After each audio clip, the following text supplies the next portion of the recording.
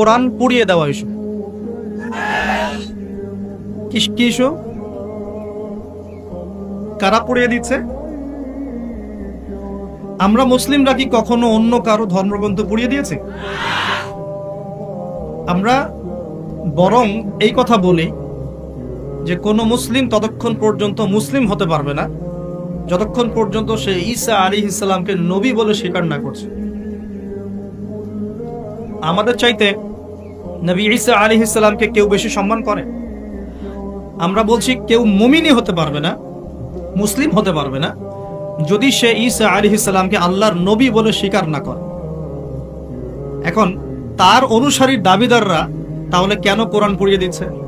উত্তর, কোরআনুল কারীম তাদের বিকৃত ধর্মচর্চা এবং সারা বিশ্বব্যাপী তাদের জুলুম নির্যাতনের বিরুদ্ধে কথা বলছে বলেই তারা কোরআনের বিরুদ্ধে ক্ষোভ ছাড়ছে। এখন যেমন তাদের মধ্যে জেনাটা হালাল, যে যার সাথে ইচ্ছা জেনা করতে পারে, আর আল্লাহ পাক কোরআনে বলছেন জেনার ধার কাছেও যেও না।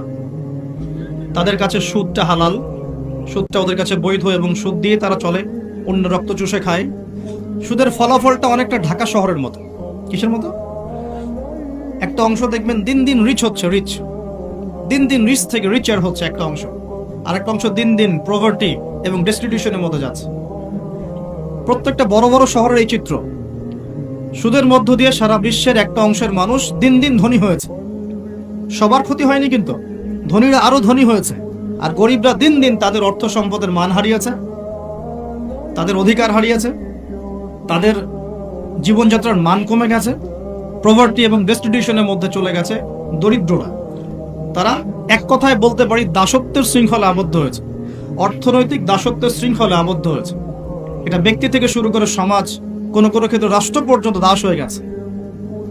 আপনারা কি শ্রীলঙ্কার কথা জানেন? দেশটা যে দেউলিয়া হয়ে গিয়েছিল, কেন হয়ে গেছে? মূল কারণটা কি? দুইটা কারণ। কয়টা কারণ? অনেকে 3-4টা কারণ বলেন। অর্থনীতিবিদ যারা আছেন, আমাদের দেশের বড় বড় অর্থনীতিবিদ যারা আছেন, তারা 4টা থেকে 5টা কারণ বলেন। আমি স্টাডি করেছি, কিন্তু আমরা ইসলামিক সেন্সে দেখি 2টো কারণ। কয়টা কারণ? 1 নাম্বার দুর্নীতি। 1 নাম্বার কি? দুর্নীতি। 2 নাম্বার হচ্ছে রিবা বা সুদ। ব্যাস, যথেষ্ট। বাকি যেগুলো অপরিকল্পিত প্রজেক্ট ইত্যাদি ইত্যাদি, এগুলো অত মেজর কারণ নয়, এগুলোকে সামাল দেওয়া যেত। মূল কারণ 2টো, একটা হচ্ছে করাপশন বা দুর্নীতি, একটা হচ্ছে রিবা বা সুদ। ওরা কেন কোরআনকে পুড়িয়ে দেয়? কারণ কোরআন বিরুদ্ধে কথা বলছে, কোরআন এই সুদের বিরুদ্ধে কথা বলছে, কোরআন জেনার বিরুদ্ধে কথা বলছে, কোরআন এইসব করাপশনের এগেনস্টে কথা বলছে। এবং কোরআন বলছে যাররা পরিমাণ জুলুম যদি কেউ কারো উপর করে, তারও শাস্তি তাকে ভোগ করতে হবে। একজন মানুষ বা একটা জাতি যদি অন্য কোনো জাতির উপর সামান্য জুলুমও করে, সেই শাস্তি আল্লাহ পাক তাকে ভোগ করাবেন কি করাবেন না? এবং সারা বিশ্বের দিকে তাকিয়ে দেখেন যে সারা বিশ্বের প্রত্যেকটা সেক্টরে তাদের জুলুম চলছে কি চলছে না? চলছে কি না?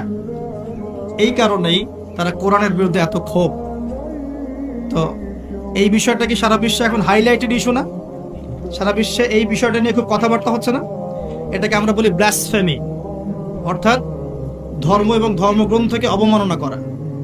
কিন্তু চিন্তা করবেন না, আল্লাহ রাব্বুল আলামিন নিজে এই কোরআন হেফাজতের দায়িত্ব নিয়েছেন।